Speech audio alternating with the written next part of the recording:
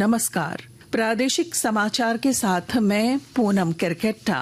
पहले मुख्य समाचार। झारखंड समेत देश भर में 3 नए कानून आज से लागू। केंद्रीय गृह मंत्री ने नए आपराधिक कानूनों के तहत शीघ्र सुनवाई और न्याय की गारंटी का दिया आश्वासन। राष्ट्रीय अनुसूचित जनजाति आयोग की टीम ने खूंटी में जन कल्याणकारी योजनाओं की समीक्षा की। जरूरतमंदों तक योजनाओं का लाभ पहुंचाने की दी हिदायत। लातेहार से हथियार के साथ 4 उग्रवादी गिरफ्तार। धनबाद से 9 साइबर अपराधी और बोकारो से 3 डकैत पकड़ाए। और राज्य के सभी हिस्सों में दिख रहा मानसून का असर। 2 और 3 जुलाई को राज्य के उत्तर पूर्वी और निकटवर्ती मध्य भागों में भारी बारिश के आसार। येलो अलर्ट जारी। और अब समाचार विस्तार से। झारखंड समेत देश भर में आज से 3 नए आपराधिक कानून भारतीय न्याय संहिता 2023, भारतीय नागरिक सुरक्षा संहिता 2023 और भारतीय साक्ष्य अधिनियम 2023 लागू हो गए हैं। केंद्रीय गृह मंत्री अमित शाह ने नई दिल्ली में मीडिया को जानकारी देते हुए कहा कि नए कानून त्वरित न्याय और पीड़ितों के अधिकार सुनिश्चित करेंगे। नजरिए के साथ ये तीनों कानून आज सुबह से ही मतलब कल मध्यरात्रि से काम करना शुरू किए हैं। अब इंडियन पिनल कोड जिसको आईपीसी कहते थे 1860 से जो कानून था इसकी जगह बीएनएस भारतीय न्याय संहिता आएगी। क्रिमिनल प्रोसीजर कोड जिसको सीआरपीसी कहते थे जो 1898 से अमल में था इसकी जगह भारतीय नागरिक सुरक्षा संहिता बीएनएस आएंगे। और इंडियन एविडेंस एक्ट 1872 से जो इस देश की क्रिमिनल जस्टिस सिस्टम को गवर्न करता था इसकी जगह भारतीय साक्ष्य अधिनियम बीएसए लागू होगा। तो बीएनएस, बीएनएसएस और बीएसए के लागू होने से पूरी न्याय प्रणाली का आपराधिक कानूनों की पूर्णतया इसके अंदर हम कह सकते अब भारतीय आत्मा है। इधर 3 नए आपराधिक कानूनों पर झारखंड हाईकोर्ट एडवोकेट एसोसिएशन के महासचिव नवीन कुमार का कहना है कि नए कानून बदलते भारत की जरूरतों के अनुसार पेश किए गए हैं और वे सुनिश्चित करेंगे कि समय पर न्याय मिले। इसकी तैयारी काफी दिनों से सरकार के द्वारा की जा रही थी। इसके बिल पब्लिश हुए, इनकी कमेटी बनी, पब्लिक ओपिनियन मांगा गया, लोगों से कमेंट मांगे गए। उसके बाद पूरी तैयारी के साथ ऐसा देखा गया सरकार की तरफ से कि कोई इसमें गलती न रह जाए। इसके बाद अब प्रॉपर समय दिया गया, अधिवक्ताओं को भी, माननीय न्यायालय को भी दिया गया कि आप इसको पढ़ लें, समझ लें। इस पर कई कार्यशालाएं आयोजित की गई पुलिस के लिए, वकीलों के लिए। तब जाके काफी लंबे इंतजार के बाद 1 जुलाई से आज से ये कानून लागू हुए हैं। और जब लागू हुए हैं तो इनको आगे ले जाना है, क्योंकि पुरानी कानून व्यवस्था जो कानून का है वो अंग्रेजों के जमाने चली आ रही थी। उसमें कई चीजें टेक्नोलॉजी के साथ चेंज होनी बहुत जरूरी थी। कई चीजें थी जिनमें कोई समय सीमा नहीं थी। तो उन चीजों को देखते हुए इन खामियों को दूर किया गया है और ये भारत को बदलते भारत के हिसाब से ये कानून लाए गए हैं जो आगे आने वाले समय में लोगों को काफी हद तक मुश्किलों से राहत दिलाएंगे। और न्याय जल्दी दिलाने का जो प्रयास है सरकार का, सबका साथ सबको न्याय सबको मिलेगा समय से।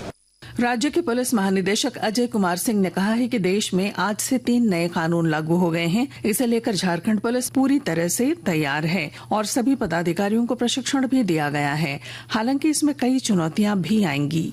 आज 1 जुलाई से जो सारे नए कानून लागू हुए तो वैसा तो कोई समस्या अभी कहीं से नहीं आई है, लेकिन चुनौती इस सेंस में होगी कि चूंकि तीनों जो कानून थे वो 100 साल से अधिक से इस्तेमाल में थे, प्रचलन में थे और उनका इस्तेमाल किया जा रहा था। अब अचानक कोई भी नई चीज शुरू होती है तो उसमें कुछ ना कुछ चुनौतियां, कुछ ना कुछ परेशानी आती है, लेकिन उसके लिए प्रशिक्षण और बाकी जो संसाधन है वो सब मुहैया किए गए हैं और अगर जो नहीं हो पाए इनको किया जाएगा। जहाँ तक आगे चुनौती की बात है तो उसमें बहुत सारे टेक्नोलॉजिकल चेंजेस हुए हैं, बहुत सारे थ्योरेटिकल चेंजेस हुए हैं। तो वो धीरे धीरे खास तौर से जैसे फॉरेंसिक का जो रोल है वो काफी ज्यादा बढ़ गया है। नए कानून के तहत आज राजधानी रांची के कोतवाली थाना में चोरी से जुड़ी पहली प्राथमिकी दर्ज की गई। आईपीसी की जगह बीएनएस यानी भारतीय न्याय संहिता की धारा 303 के तहत मामला दर्ज किया गया। यह मामला कोतवाली थाना क्षेत्र के अपर बाजार स्थित एक दवा दुकान में चोरी की घटना के बाद पीड़ित ने दर्ज कराई। राज्यपाल सीपी राधाकृष्णन ने राज्य सूचना आयोग में मुख्य सूचना आयुक्त और सूचना आयुक्तों के रिक्त पदों पर नियुक्ति के लिए नामों की अनुशंसा के वास्ते चयन समिति का पुनर्गठन किया है। समिति के अध्यक्ष मुख्यमंत्री चंपाई सोरेन होंगे, जबकि सदस्य के रूप में नेता प्रतिपक्ष अनुसूचित जाति, अनुसूचित जनजाति और पिछड़ा वर्ग कल्याण विभाग के मंत्री दीपक बिरवा होंगे। कार्मिक विभाग ने इससे संबंधित अधिसूचना आज जारी करते हुए पूर्व की अधिसूचना को विलोपित कर दिया। राष्ट्रीय अनुसूचित जनजाति आयोग की टीम ने खूंटी जिले का दौरा किया। आयोग की सदस्य आशा लकड़ा की अगुवाई में इस टीम ने विभिन्न आदिवासी सामाजिक संगठन के प्रमुख पदाधिकारियों के साथ बैठक कर जन कल्याणकारी योजनाओं के क्रियान्वयन की समीक्षा की। मुख्यमंत्री चंपाई सोरेन ने कहा है कि सरायकेला खरसावां जिले के राजनगर प्रखंड समेत आसपास के इलाकों में वैकल्पिक सिंचाई व्यवस्था के तहत पाइपलाइन के माध्यम से खेतों तक पानी पहुंचाया जाएगा। श्री सोरेन ने आज एक कार्यक्रम के दौरान पत्रकारों से बातचीत में कहा कि राज्य में सुखाड़ की स्थिति से निपटने को लेकर विस्तृत योजना तैयार की जा रही है ताकि किसानों को इसका लाभ मिल सके। मुख्यमंत्री ने कहा कि सरायकेला जिले में कई गांवों को चिन्हित कर अंडरग्राउंड पाइपलाइन योजना से खेतों में पानी पहुंचाने की योजना को समय पर धरातल पर पूरा किया जा रहा है। पेयजल स्वच्छता विभाग द्वारा शहरी पेयजल आपूर्ति योजना के तहत हजारीबाग को कोनार डैम से शुद्ध पेयजल आपूर्ति की जाएगी। और जानकारी के साथ हमारे संवाददाता। पेयजल स्वच्छता विभाग के द्वारा शहरी पेयजल आपूर्ति योजना के तहत हजारीबाग शहर को कोनार डैम से शुद्ध पेयजल आपूर्ति की जाएगी।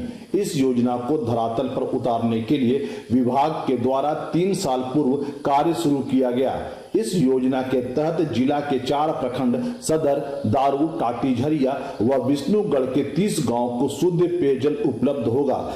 चारों प्रखंड के 30 गांवों में 16,000 घर को शुद्ध नल जल का लाभ मिलेगा। गौरव प्रकाश, आकाशवाणी समाचार, हजारीबाग। आकाशवाणी के ताजा तरीन समाचारों के लिए आप हमारी वेबसाइट news.on.air.gov.in पर लॉग ऑन कर सकते हैं। ताजा समाचार X handle @AIR news alerts और Facebook page All India Radio news पर भी उपलब्ध है। आप प्रादेशिक समाचार एकांश के एक्स हैंडल @AIR न्यूज _ और फेसबुक, इंस्टाग्राम पेज तथा YouTube channel AIR news Ranchi पर भी हमारे बुलेटिन सुन सकते हैं। प्रादेशिक समाचार आप आकाशवाणी रांची से सुन रहे हैं। शेष समाचार इस विराम के बाद।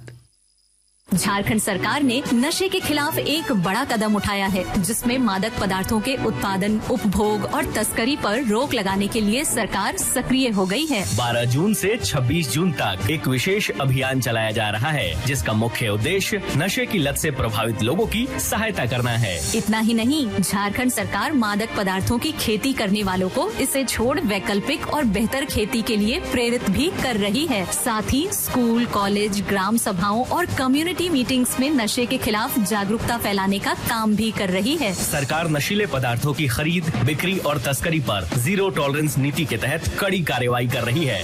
नशे से दूर रहें, स्वस्थ जीवन अपनाएं। आइए मिलकर नशा मुक्त झारखंड बनाएं। सूचना एवं जनसंपर्क विभाग, झारखंड सरकार द्वारा जनहित में प्रसारित। प्रादेशिक समाचार में आपका फिर स्वागत है। उग्रवादियों के खिलाफ चलाए जा रहे राज्यव्यापी अभियान में लातेहार पुलिस को बड़ी सफलता मिली है। जिले से उग्रवादी संगठन झारखंड जनमुक्ति परिषद JJMP के 4 उग्रवादियों को हथियार के साथ गिरफ्तार कर जेल भेज दिया गया है। पुलिस अधीक्षक अंजनी अंजन ने बताया कि गिरफ्तार उग्रवादियों के पास से 2 देसी कट्टा, 8 जिंदा कारतूस, 1 मोबाइल और 3 मोटरसाइकिल जब्त की गई है। धनबाद पुलिस ने 9 साइबर अपराधियों को रंगे हाथ गिरफ्तार किया।